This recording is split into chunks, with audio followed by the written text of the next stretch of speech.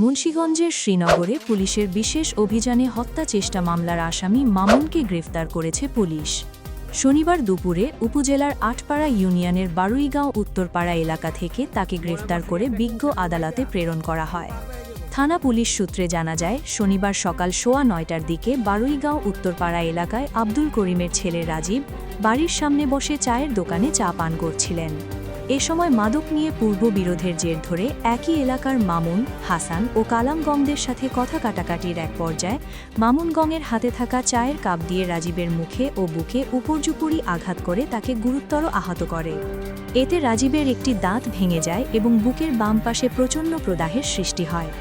আহতদের ডাকচিৎকারে আশেপাশের এগিয়ে এসে রাজীবকে উদ্ধার করে চিকিৎসার জন্য উপজেলা স্বাস্থ্য কমপ্লেক্সে নিয়ে গেলে দায়িত্বরত চিকিৎসক তার অবস্থার অবনতি দেখে তাকে দ্রুত ঢাকায় রেফার করেন।